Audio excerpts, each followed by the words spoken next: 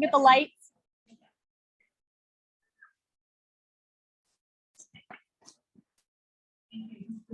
Couple more adjustments.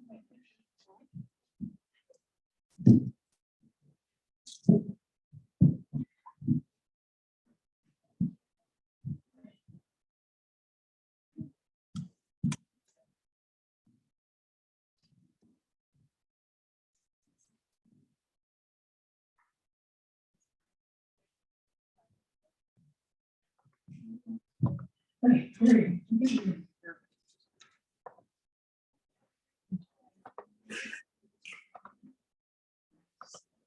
All right. So we've got everyone in. Okay, this is just so wonderful and exciting to be here and have this opportunity to see everybody again in person. If I haven't said hi to you, I will do so after this call. Just wanted to take advantage of this to give you a little bit of an update and some insight on the Paria Beach Restoration Project that we have going. And as my opening slide here, I actually have a topographic map that I'll be mentioning later. So I just wanted to point that out. Matt Kapinski and his folks, along with Burke at the Stewardship Institute and Very Better, helped prepare this topographic map of the Paria Beach site.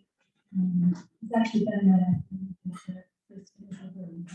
Just to note, the purple is the 10,000 square foot, blue is 2033 is the yellow line, and the red is 40,000. Just to give you an idea of the proposed bed. So my co-authors in this presentation are Mary Stevens. I'm sure many of you know, I heard from yesterday, who's our senior ecologist and director of the Stewardship Institute, and then Joe Barnes, who's with Prescott College and also is the principal of Paria LLC in this restoration. And a fundamental part of sort of flavor of this restoration is a high degree of collaboration and partnerships. And so we have some of those up there, including, first off, the Arizona Water Protection Fund, which is funding all of this work through a grant awarded to Grand Canyon Wildlands Council. And then we're partnering closely with Grand Canyon National Park, Grand Canyon National Recreation Area, and the Page Schools, and a number of other educational organizations and individuals, and also the adaptive management program that people was mentioning, the adaptive management work group stakeholders, and GCWC. So this is just a wonderful view looking upriver towards the ferry from the bottom, the lower end of the Paria Beach site. And this picture was taken, I think, in about February of 2022, last year, before any of the rehabilitation work. And you can see that very large, dense stand of dead and dying tamarisk as a result of the arrival of the tamarisk beetle and continuing to move those trees. So this is what we were facing. How do we get rid of all of that tamarisk, and how do we do it most efficiently?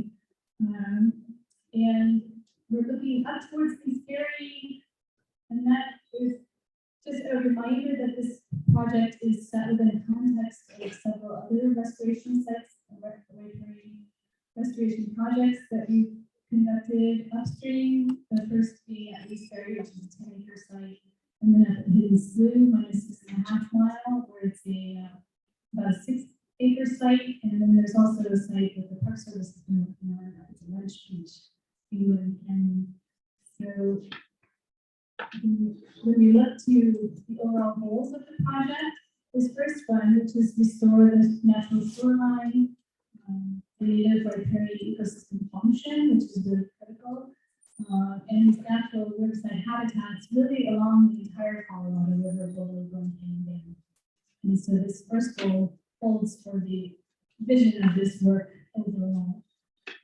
At Paria Beach, which is one of the most heavily visited areas along the Colorado River because of access by vehicle, we also have this goal of improving that recreation experience because for at least the past several years, it's been a tangle of dead and dying trees that you're faced with when you go out to Paria Beach.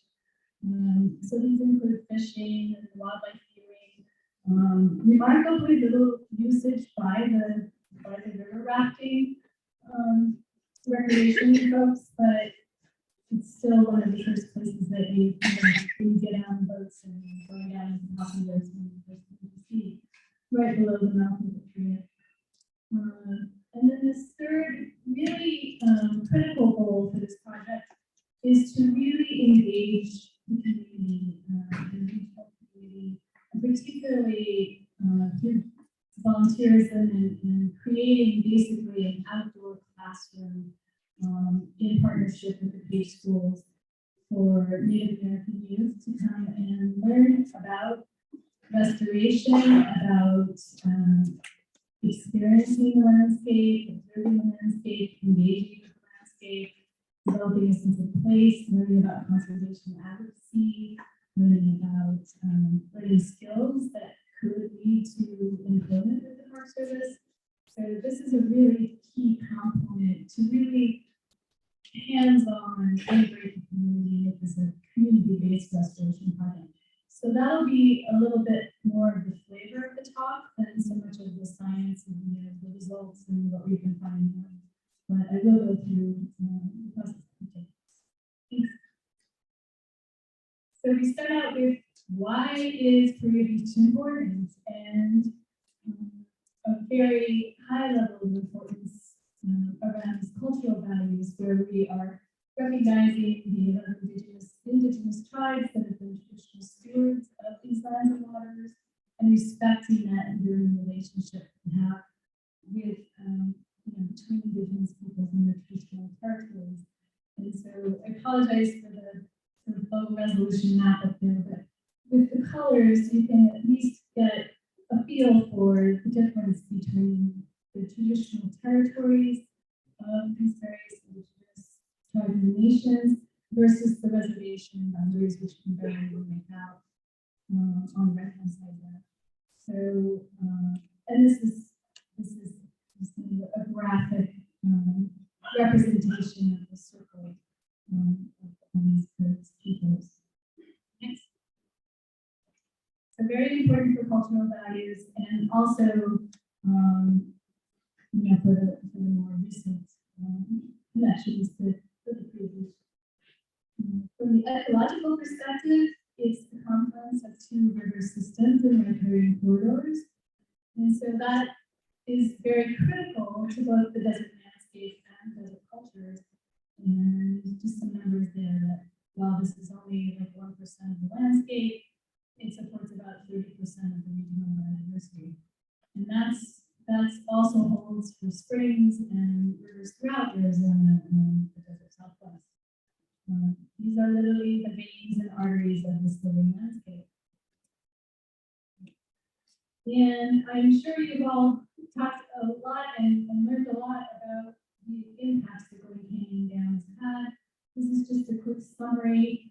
You can kind of conceptually see that as a change in flow patterns from a more seasonal cycle to a daily cycle that is dictated by the scheduled daily dam releases.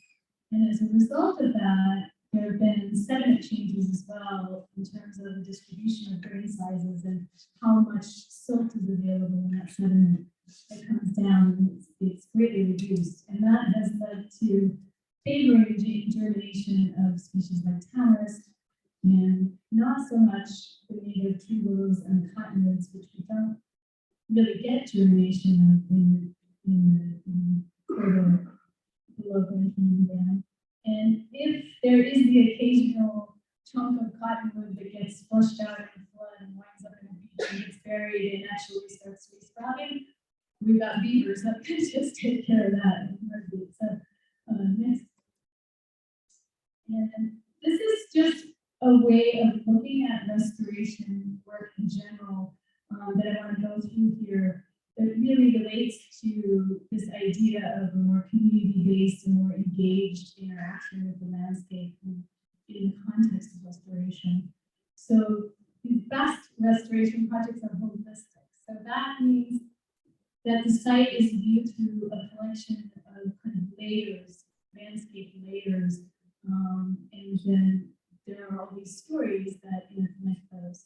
So if we go to the first one. So the geophysical landscape, if you think about this, if you work with GIS and you think about layers, map layers, color layers, the base of that is the geophysical landscape, and you can kind of see that in this shaded relief of the four corners. So the topography, the geology of the soils. Next one is the biological landscape. So the living landscape on top of that geophysical landscape, the vegetation, the wildlife, and of course people. And then you have the sociocultural landscape, which is these engagements with the landscape over many, hundreds of millennia, indigenous cultures, the past and the present, because that is a continuum. European cultures and now global tourism that we have here, and that always brings in these elements of social and environmental justice and ethics. And then the political economic landscape, where we have all these various government agencies, and then you have the whole landscape of efforts to conserve, preserve, and restore, and it brings in economics and again, environmental justice and ethics.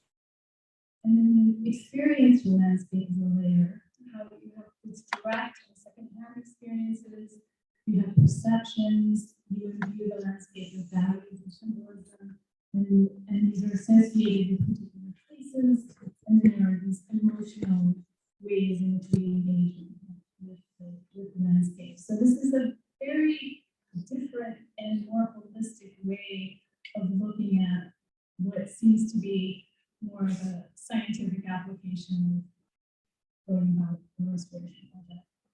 And then of course the hydroscape, which is fundamentally layered over all of this, as we all know, as we're moving into electrification of climate change. So the sea to the springs, all of that.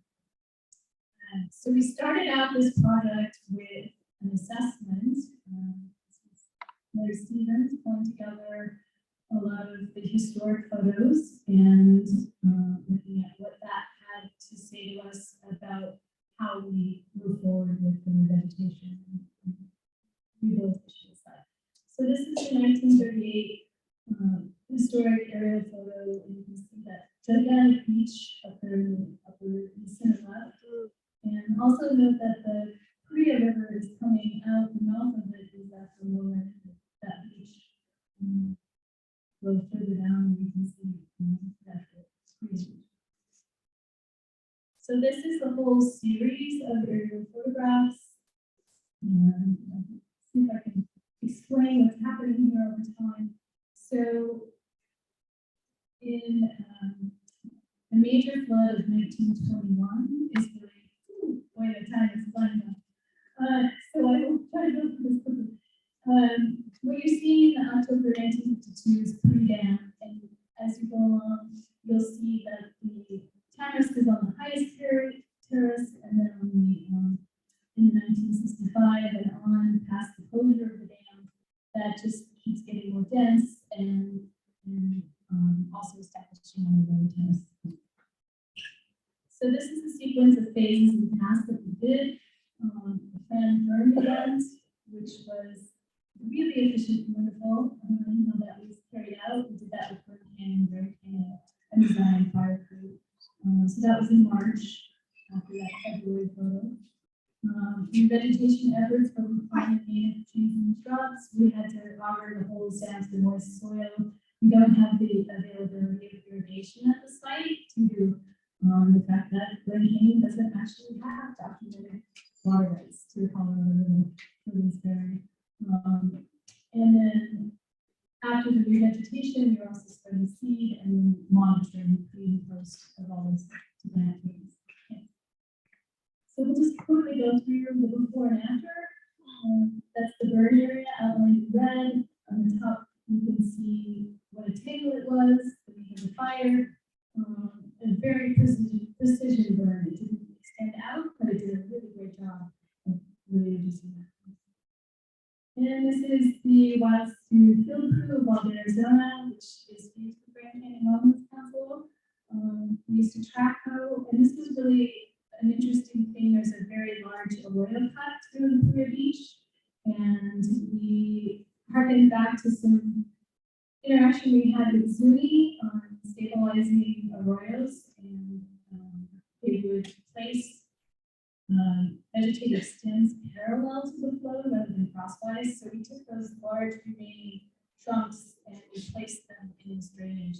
And after all of last year's rain, we got to see some sedimentation around that. So it looks like it's actually working.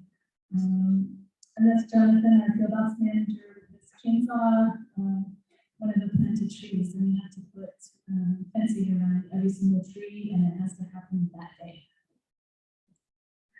This is just a real rough schematic. We didn't actually plant coyote willow. We have a much better map of this, but just to give you the idea, we're primarily focusing on Goodings willow because that's the tree willow, which is also disappearing from the river. So there's sort of two parts to this to keep the species in the system. And this is where we brought in the high school youth volunteers, and they worked closely with the Wildstone crew, planted the native trees and shrubs, and constructed those places. And this is in the fall, in October, after they gathered some of the seeds from the higher terrace, drought tolerant plants. So we thought of these species that can spread up there. And we had about 25 out of the 148 or so plants that we put in the ground, which was primarily Fremont cottonwood that had been grown in the, rooted in the cage greenhouse. But only about 25 of our plantings survived because it was an incredibly hot and windy April. We planted later, May and June were really, really harsh on these plants. We came back this spring in March and we drilled those and planted about another 100 plants. This is the folks with the previous auger did not on the track code. We got a handheld one. So this is going out and planting those rooted plants, but then we also had started a bunch of stems that we collected in the field. And this is the photograph in April, after all that, or no, March, we're just in April. When we did the replanting, and you can see the beaches in pretty wonderful shape with all those inflows. So this is the riparian restoration project in progress. And again, at the top, the initial state of the beach, the fire, the precision burn, and then afterwards in the fall, with that nice open. And I think we're just about done. So I just want to really acknowledge a tremendous number of partners and colleagues and volunteers who've been involved in this process, in this project, and primarily Ken Hyde, who retired from Lincoln, but was instrumental in getting all of this off the ground and really working his magic in allowing us to tear off of the Grand Canyon National Park fire plan. And we've got Lonnie Hutchinson and Preston, all those folks. So if there are any questions, I wanted to actually, I don't know if Larry is still here. Or I haven't seen him, so yeah, I was going to ask him for an update because I know he went down to the beach yesterday, but just wanted to see how those things were going. We did have more of the page students there doing the fire line of water in buckets. Yes, Friday, I guess it was. So yeah, and I did also want to introduce someone who I do not know exactly where she is, but you all know. There she is. Ben Westerfield, who's our new stewardship manager for Wildstone Crew. So she'll be taking over this project. Thank you very much.